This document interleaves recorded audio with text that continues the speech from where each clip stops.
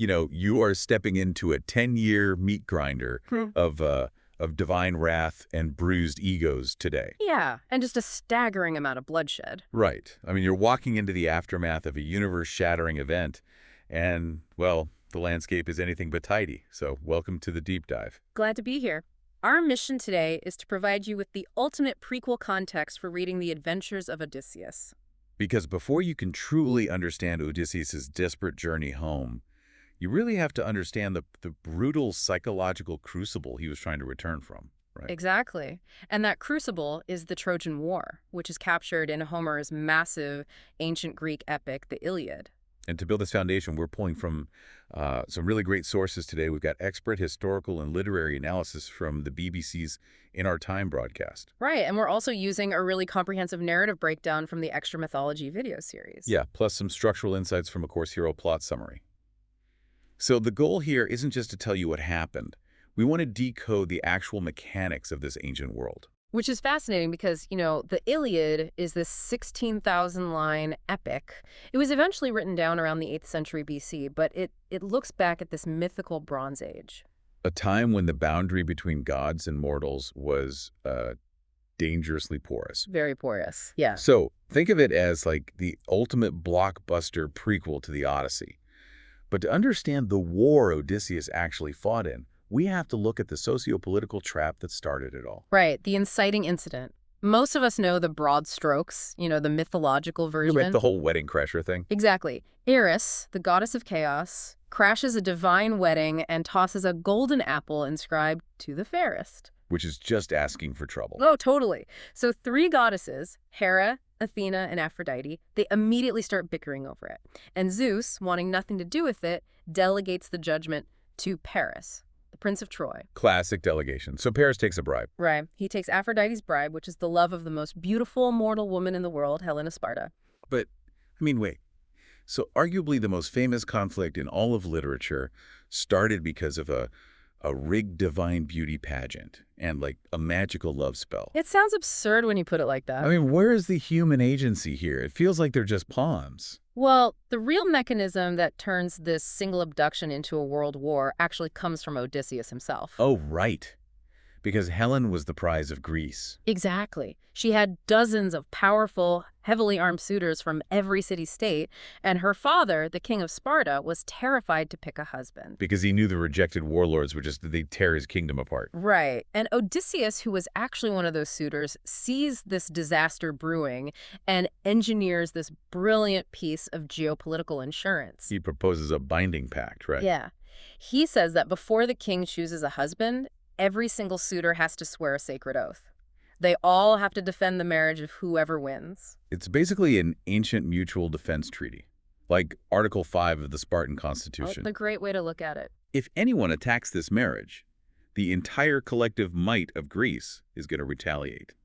So Menelaus wins the draw and marries Helen. But then Aphrodite cashes in her bribe to Paris. Right. Paris visits Sparta, and Aphrodite strikes him and Helen with this overwhelming supernatural desire. And they elope back to Troy. So the trap that Odysseus built just snaps shut on his own leg. Ouch.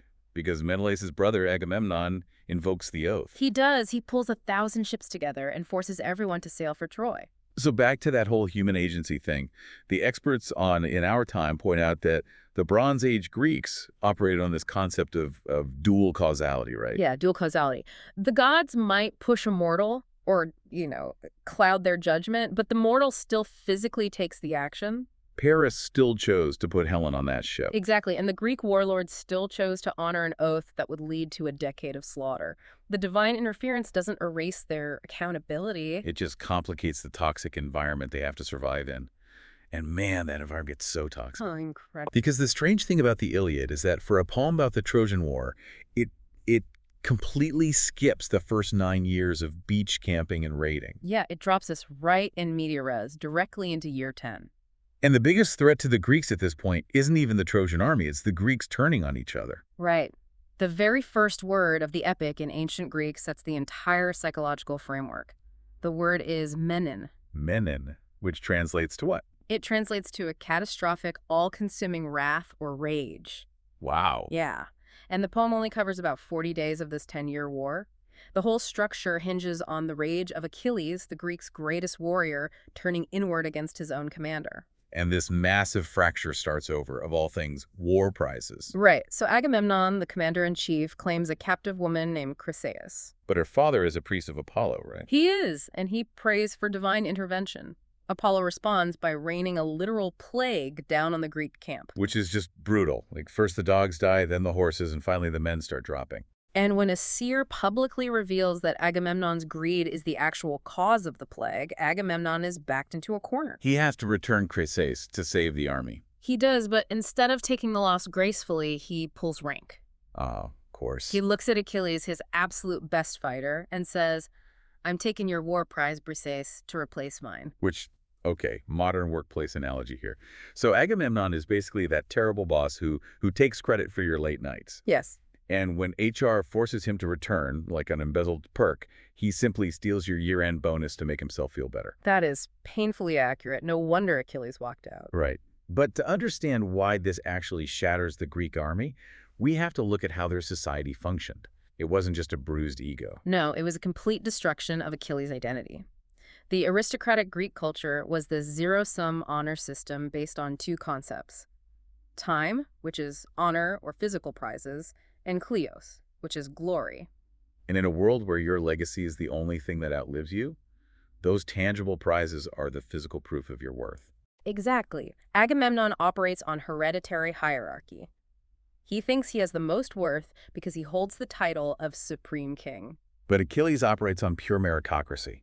He knows he's the one actually winning the battles. Right. So by taking Briseis, Agamemnon essentially tells Achilles in front of everyone that his merit is completely worthless compared to Agamemnon's title. The social contract is just completely broken. Completely.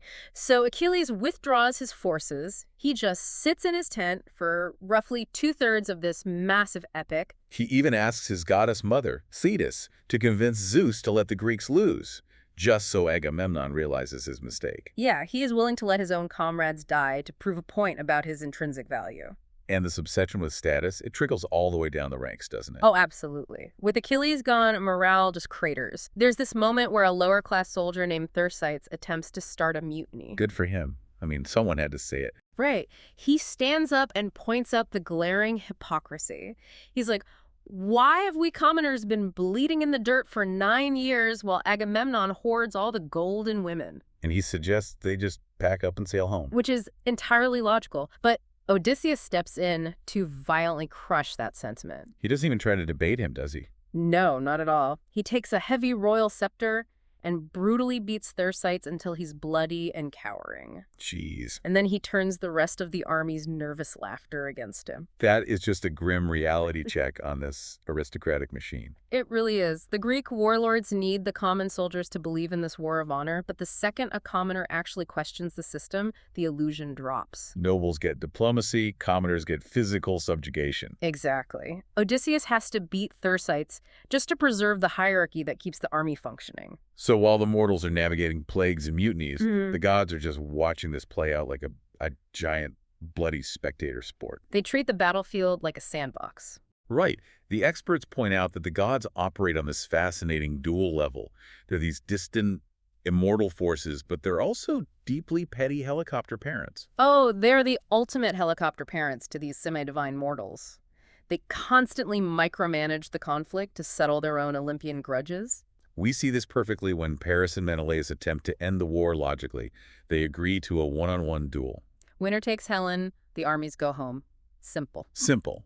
And Menelaus, who is a hardened veteran, just absolutely dismantles Paris. Oh, it's not even close. Menelaus shatters his sword over Paris's helmet, grabs him by the chin strap, and is physically dragging him across the dirt, choking him. It's a definitive victory.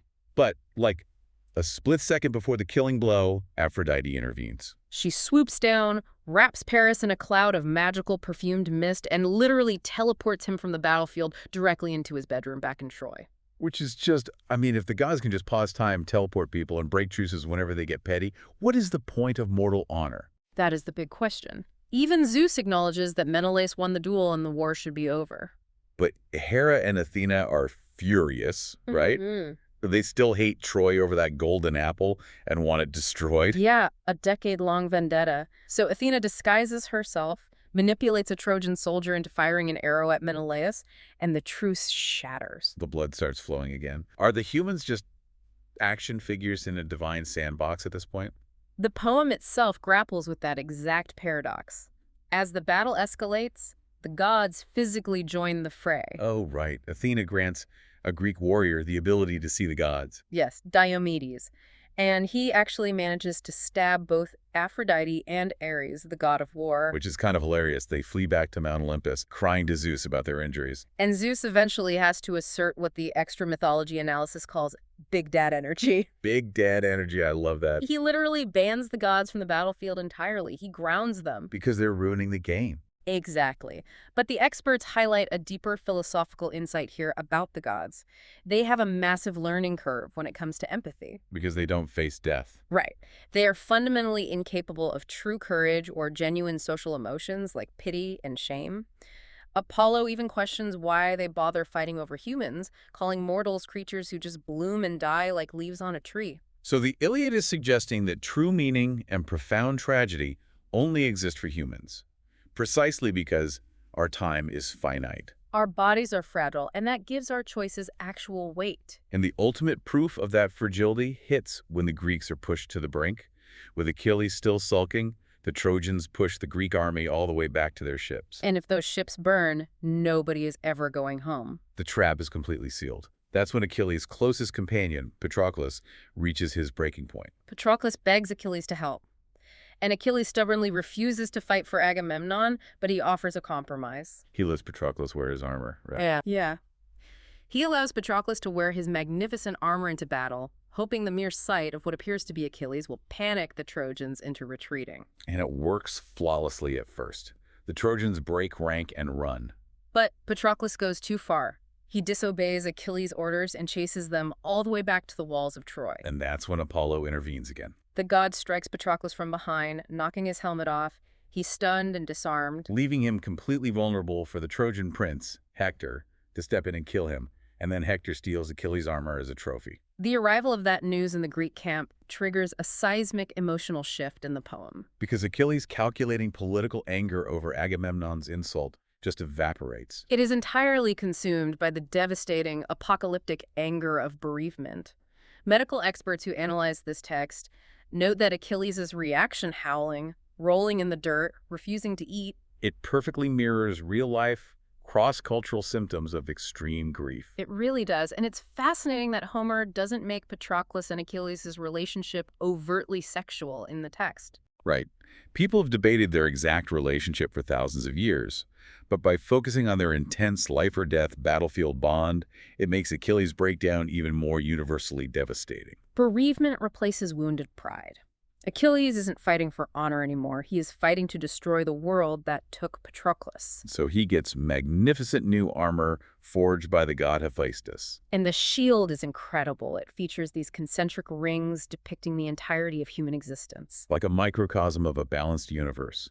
Cities at peace, farmers harvesting, people dancing. Yeah.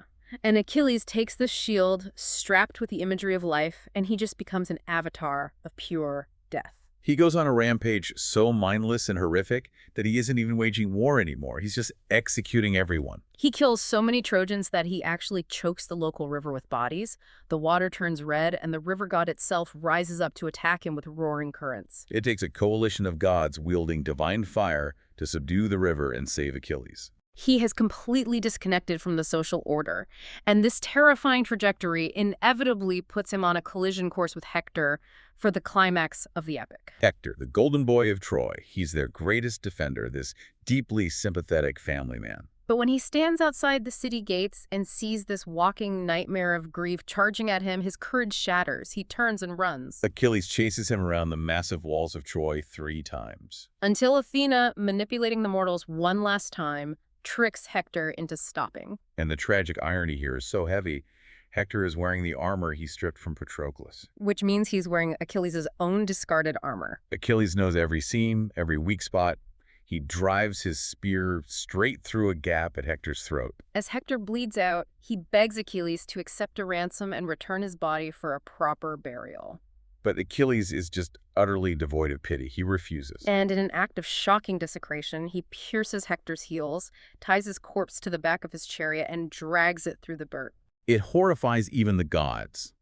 But throughout all this hypermasculine violence, we have to look at where the true emotional burden of the epic rests. It absolutely rests on the women of Troy. Right. While the men are hacking at each other for glory, women like Briseis, Hecuba, Andromache, and Helen are the ones doing the emoting. They're lamenting, desperately trying to preserve life in a culture obsessed with a beautiful death.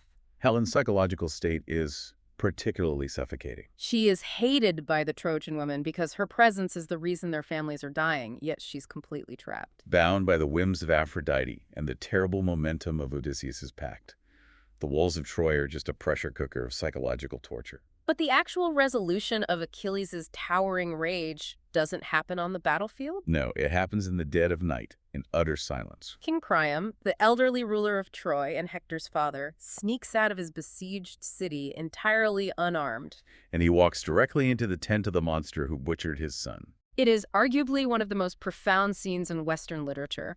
Priam falls to his knees and kisses the hands of the man who slaughtered his children. He begs Achilles to remember his own aging father back in Greece, and just asks for Hector's body. And something breaks inside Achilles. Remember, Apollo noted earlier that Achilles needed to learn pity and shame. The true social markers of being immortal. Yes. Looking at this broken, grieving father, Achilles finally remembers his own humanity. He remembers that he too will die soon. So the Greek warlord and the Trojan king sit together in the dim light of the tent, and they just weep. They cry for Hector, they cry for Patroclus, and they cry for the sheer, unrelenting misery of the universe they're trapped in. Achilles hands over the body, and he calls a temporary truce so Troy can bury their prince. And this is the brilliant structural revelation of the text. The poem doesn't end with the famous Trojan horse. It doesn't end with the sack of the city or even the death of Achilles. No. This epic, which evolved over 500 years of oral storytelling. Sung by bards who memorized thousands of lines before it was ever written down. Exactly. It chooses to end on a funeral. It ends on a note of shared, quiet mourning. So this massive epic of war and glory ends not with a triumphant victory, but with two enemies crying together over the sheer tragedy of it all. It's almost an anti-war statement buried deep inside a war poem. It really is. It forces the audience to confront the devastating cost of conflict and the massive, unfixable grief that always follows. It is the ultimate deconstruction of the heroic ideal. So, as you prepare to open the Adventures of Odysseus, you now understand the scale of the nightmare he is leaving behind. You understand the petty divine interference, the fragile egos, and the devastating cost of the aristocratic honor culture that trapped him in a 10-year war. You are stepping out of a world defined by the apocalyptic rage of Achilles and into a story defined by the sheer resilience of Odysseus.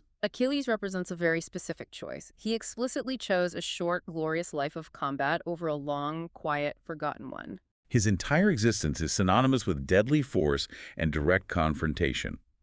But keep that in mind as you turn the page. Because Odysseus represents the exact opposite archetype. Watch how he operates in the aftermath. Watch how he uses his mind, his silver tongue, and his desperate, clawing desire to simply survive and go home. He has to navigate the very same universe of divine wrath and aristocratic pride that utterly destroyed the greatest hero of Troy. Think about the meat grinder you just explored. Can a man armed with nothing but his wit survive a universe designed to crush him? That is the ultimate question. Keep that question close as you start reading. We'll see you next time on The Deep Dive.